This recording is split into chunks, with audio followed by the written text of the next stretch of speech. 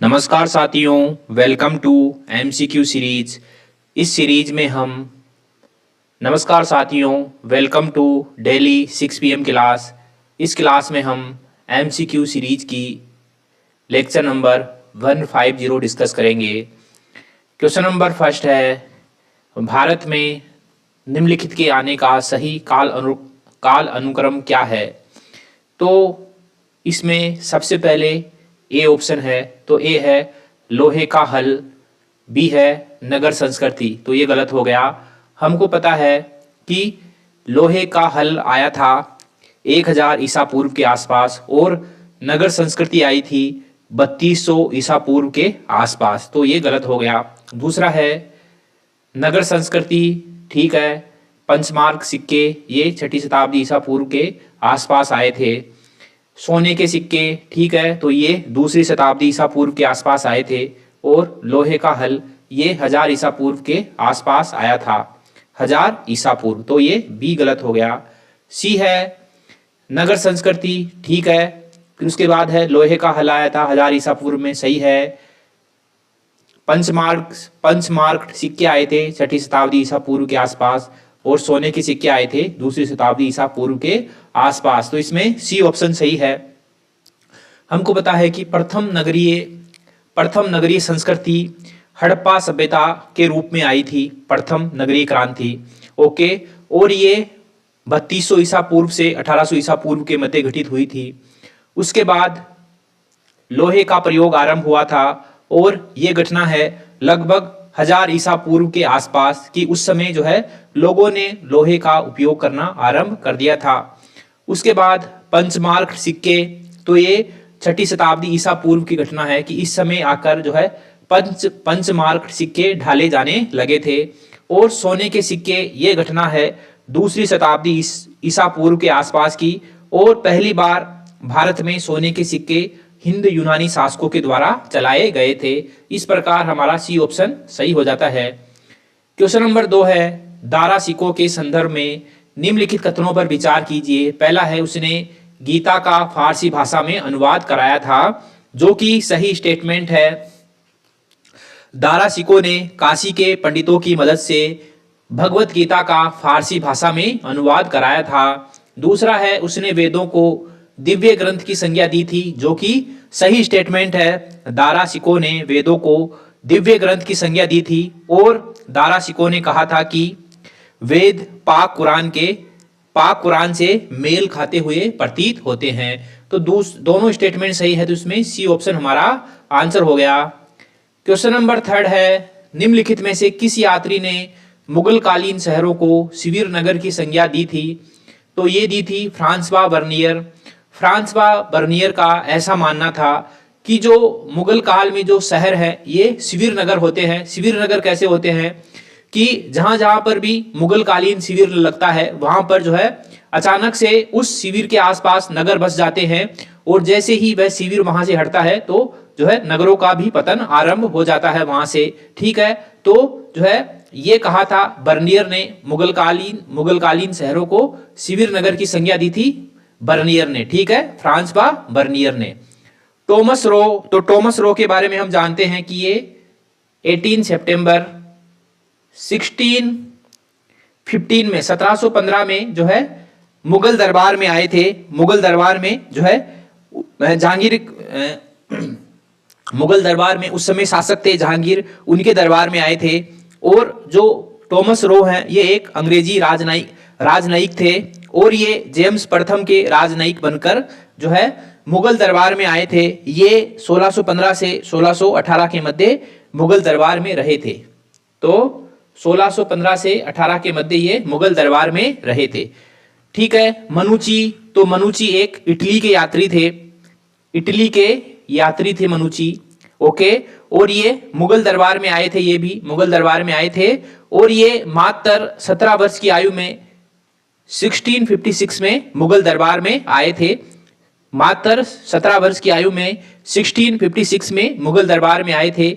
मनुची इटालवी यात्री थे, वे मुगल दरबार में आए थे और 1656 में मात्र 17 वर्ष की आयु में वे मुगल दरबार में आए थे। डी है फ्रांसिस्को पेलसट। तो फ्रांसिस्को वेलसेट एक डच यात्री थे, एक डच यात्री थे। क्वेश्चन नंबर 4 है, सूची फर्स्ट को सूची सेकंड से सुमेलित कीजिए तथा नीचे दिए गए कूट का प्रयोग कर सही उत्तर चुनिए। सूची फर्स्ट में है पद और सूची सेकंड में है उनका अर्थ।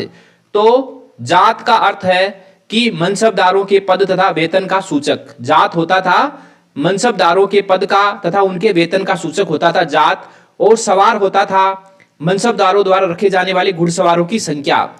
जात क्या होता था? जात होता था मनसबदारों के पद तथा वेतन का सूचक होता था, और सवार होता था कि मनसबदारों के द्वारा कितने घुड़सवार रखे जाते हैं उनकी संख्या को सवार कहा जाता था। और ये जो जात और सवार का सिस्टम प्रारंभ हुआ था मुगल काल में। ठीक है, तो इसमें ये हो गया। सी है दीवान ए आला, तो ये वित्त मंत्री से संबंधित है, और मदद ए मास ये अनुदान मंत्री से संबंधित है। तो ए में आएगा 2, ए में 2, बी में है, और बी में आएगा 1, सी में आएगा 3 और डी में आएगा 4। तो इसमें बी ऑप्शन सही हो गया। जात होता था मनसबदारों के पद तथा वेतन का सूचक, सवार होता था मनसबदारों द्वारा रखे जाने वाले घुड़सवारों की संख्या, दीवान ए आला वित्त मंत्री से संबंधित था, और मदद ए मास अनुदान मंत्री से संबंधित था। क्वेश्चन नंबर 5 है, नादिर शाह का आक्रमण निम्नलिखित में से किस मुगल बादशाह के समय हुआ था? तो नादिर शाह का आक्रमण हुआ था 1738 से 1739 के मध्य, 1738 से 1739 के मध्य, और उस समय शासक थे मोहम्मद शाह रंगीला। मोहम्मद शाह रंगीला के समय नादिर शाह का आक्रमण हुआ था, और नादिर शाह ने जो तख्त ए ताऊत है उसको उठाकर जो है ईरान ले गया था, जिसका निर्माण करवाया था शाहजहां ने। ओके, जो मोहम्मद शाह रंगीला है ये एक अय्याश किस्म का बादशाह था, और इसने 1719 से 1748 तक जो है मुगल गद्दी पर शासन किया था। बहादुर शाह प्रथम का नाम मुअज्जम था। बहादुर शाह प्रथम का नाम मुअज्जम था, और इसने 1707 से 1712 तक जो है ये मुगल सम्राट रहा था। फर्रुख सियर 1713 से 1719 के मध्य मुगल बादशाह रहा था, और ये सैयद बंधुओं की सहायता से मुगल गद्दी पर बैठा था। और औरंगजेब के बारे में हम जानते हैं कि ये अंतिम महान मुगल सम्राट थे। इनके बाद जो है मुगल साम्राज्य का पतन होना आरंभ हो गया था। औरंगजेब की मृत्यु हुई थी 1707 में दक्कन में। क्वेश्चन नंबर 6 है, निम्नलिखित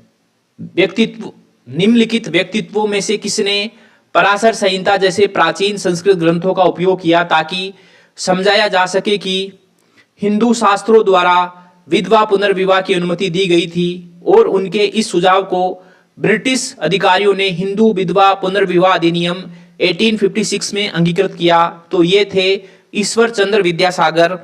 और जो ये पराशर संहिता है ये संस्कृत का एक प्राचीन विधि ग्रंथ था। क्वेश्चन नंबर 7 है, निम्नलिखित युग्मों में से कौन से सही सुमेलित हैं? पहला है हिंदू विधवा पुनर्विवाह अधिनियम, तो ये आया था 1856 में, और इस समय गवर्नर जनरल थे लॉर्ड कैनिंग। ठीक है, नेटिव मैरिज एक्ट, तो ये आया था 1872 में, और इस समय वायसराय थे लॉर्ड नॉर्थब्रुक, और शारदा अधिनियम आया था 1929 में, और इस समय वायसराय थे लॉर्ड इरविन। तो 2 और 3 सही है, 1 गलत है, तो इसमें सी ऑप्शन हमारा आंसर हो गया। क्वेश्चन नंबर 8 है, भारतीय इतिहास के अंग्रेजी लेखकों के संदर्भ में निम्नलिखित कथनों पर विचार कीजिए। पहला है सर विलियम जोन्स ने धार्मिक ग्रंथ भगवत गीता का अंग्रेजी में अनुवाद किया था, जो कि गलत है। भगवत गीता का अंग्रेजी में अनुवाद किया था सर चार्ल्स विल्किंस ने, और यह किया था 1785 में। विल्किंस ने किया था भगवत गीता का अंग्रेजी में अनुवाद, और यह किया था 1785 में। ठीक है, तो पहला गलत हो गया। दूसरा है विल्किंस ने कलकत्ता में एशियाटिक सोसाइटी ऑफ बंगाल की स्थापना की थी, ये भी गलत है। सर विलियम जोन्स ने कलकत्ता में एशियाटिक सोसाइटी ऑफ बंगाल की स्थापना की थी और ये की थी 1784 में। तो ये दोनों ही गलत हो जाते हैं, इसलिए डी ऑप्शन हमारा आंसर हो गया। क्वेश्चन नंबर 9 है, लॉर्ड वेलेस्ली ने 1800 में कलकत्ता में फोर्ट विलियम कॉलेज किस उद्देश्य हेतु खोला था? तो ये खोला था सिविल सेवा के युवाओं के प्रशिक्षण के लिए। सिविल सेवा के युवाओं के प्रशिक्षण के लिए 1800 में कलकत्ता में फोर्ट विलियम कॉलेज खोला गया था लॉर्ड वेलेस्ली के द्वारा। लेकिन बाद में कोर्ट ऑफ डायरेक्टर्स को वेलेस्ली का ये जो कार्य है वह पसंद नहीं आया और इसलिए फिर जल्द ही इस कॉलेज को लंदन ट्रांसफर कर दिया गया। क्वेश्चन नंबर 10 है, निम्नलिखित युग्मों पर विचार कीजिए। एक तरफ है लेखक और एक तरफ है उनकी रचनाएं। तो हरिसेन ने बृहत कथा कोश की रचना की थी और ये 6ठी शताब्दी ईस्वी की रचना है। ठीक है, बृहत कथा कोश, और इसमें भारतीय भाषाओं, वेशभूषाओं आदि के बारे में वर्णन मिलता है। बृहत कथा कोश में भारतीय भाषाओं, वेशभूषाओं आदि के बारे में वर्णन मिलता है। तो लीलावती भास्कर की रचना है और ये एक गणित का ग्रंथ है और ये भी 6ठी शताब्दी का ग्रंथ है। 6ठी शताब्दी का ग्रंथ है, 6ठी शताब्दी ईस्वी का। पाणिनि की रचना थी अष्टाध्यायी और उसमें दे रखा है न्याय, जो कि गलत है। न्याय की रचना की थी गौतम ने, न्याय की रचना की थी गौतम ने। तो तीसरा गलत है, पहला और दूसरा सही है। तो इसमें जो है ए ऑप्शन सही हो गया। ओके साथियों, इसी के साथ एमसीक्यू सीरीज का लेक्चर नंबर 150 यहीं समाप्त होता है। मिलते हैं अगले लेक्चर में, तब तक के लिए थैंक यू वेरी मच।